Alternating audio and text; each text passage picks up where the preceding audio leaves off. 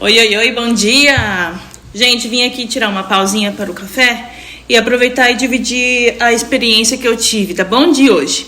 Bom, vocês já tiveram um idoso ou acompanharam um idoso que ele é um pouquinho difícil, ele é um pouquinho teimoso, impaciente e até inventa umas histórias suas, meio desconfiado assim? Então, foi isso que eu passei.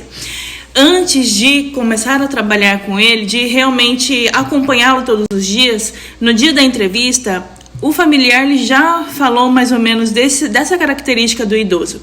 Então eu já fui preparada com as minhas ferramentas que eu já conhecia, né? Para ter aí um bom acompanhamento e desenvolvimento com o idoso. Então o que aconteceu?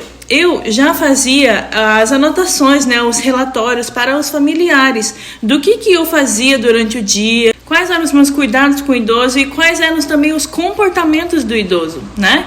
Então, assim, por exemplo, eu ia tirar um break, né, um intervalo para tomar um cafezinho. Eu falava, 5:30 da tarde eu fazia o cafezinho e demorava 5 minutos, por exemplo. A hora do almoço levou meia hora. Eu colocava tudo. Ia pro banheiro para trocar minha vestimenta, meus sapatos, lavar as mãos, sabe? Todos os detalhes fazem uma grande diferença depois. Porque a gente pensa que nunca vai acontecer com a gente certa situação e olha aí, acontece. Então teve um dia que o idoso, ele falou... Assim, inventou uma história, né, para os familiares, uma história assim bem grande, uma história bem assim fantasiosa mesmo.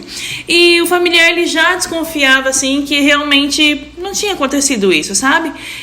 Então, qual que é o comportamento da maioria das pessoas, né? Logo contrariar, falar, não, eu não fiz isso. Não, mas, nossa, que absurdo, inventar uma história dessas, né, de mim.